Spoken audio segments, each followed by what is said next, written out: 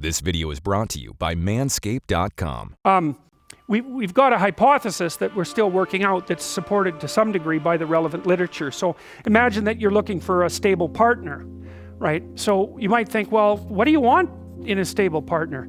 And at least in principle, one of the things you don't want is too much mismatch between you and that person on the 5 fundamental dimensions. So for example, if you're really extroverted and you have a really introverted partner, you're going to engage in continual conflict about how much social activity the two of you should subject yourself to. And it's very, very difficult for people who widely differ on those dimensions to come to consensus, because it's not just a matter of opinion, right? It's really a matter of different types of people. And the thing about introverts is they just don't enjoy large-scale social interaction that much. One-on-one they're often fine, but in a group they don't like that, and it tires them out. Whereas a real extrovert, it's like you isolate them and they just wither on the vine, because a huge part of what actually motivates them in a positive way is tangled up with social interaction. And so I just want to know if you actually believe it. If you're an agreeable person and you have a particularly disagreeable partner, you're also going to run into problems, because the agreeable person will say whatever you want, and the disagreeable person will say, well, I'd like to know what the hell you want for a change, and be much more harsh and much more demanding in the situation. And the agreeable person is going to find the disagreeable person harsh and unpleasant, and the disagreeable person is going to find the agreeable person wishy-washy and unable to stand up for themselves. And again, that's actually one of the primary sources of tension between men and women, because women tend to be higher in agreeableness than men. And if there's one tension you want to reduce, it's between the blade and your balls. When it comes to man maintenance, always make sure you're using the right tools for the job. That's why Manscaped created the Performance Package 4.0 kit just for you. It includes the Lawnmower 4.0 body trimmer, the ball toner spray, and the ball deodorant, the new nose and ear hair trimmer. And if that wasn't enough, for a limited time you'll also get 2 free gifts, the Shed Travel Bag and the Manscaped Anti-Chafing Boxer Briefs.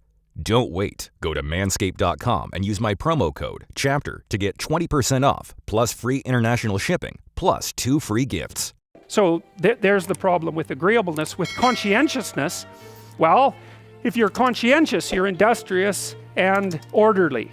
We've had a hard time specifying exactly what makes industrious people industrious, because it's hard to come up with an animal model for that sort of thing, and there's no theoretical model.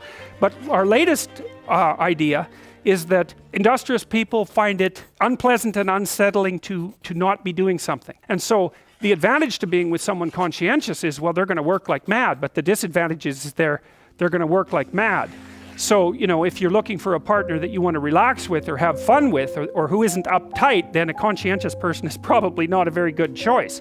On the other hand, if you're a conscientious person and you're living with someone who's really unconscientious, that's good, because they might be able to help you relax, but you're not going to be happy with them because they don't work nearly as hard as you do. But even worse, on the orderly dimension, you know, some of you have had roommates and maybe you're more orderly than your roommate. What does it mean? It means you're annoyed by mess before they are.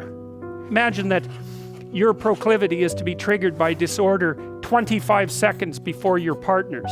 Well, you're going to end up, it doesn't take much difference for you to be the one that's always concerned about the mess first. Anyways, and so if you're a really orderly person and you live with a disorderly person, well, good luck getting along with them. Marie. They're going to regard you as like uptight and over concerned with details and, well, and unwilling to relax, that's for sure. And they're going to regard you as, well, just a bloody mess. And how can anyone possibly live with someone like you? So another reason why it's useful to understand your personality is because I think it gives you a better crack at finding someone that you can actually live with over the long run. And I don't think you want to live with someone who's exactly like you, because then both of you have the same strengths and weaknesses, and there's a bit of a problem there, right? Because maybe an agreeable person can use a bit of a disagreeable person around them to balance each other out, and vice versa, right?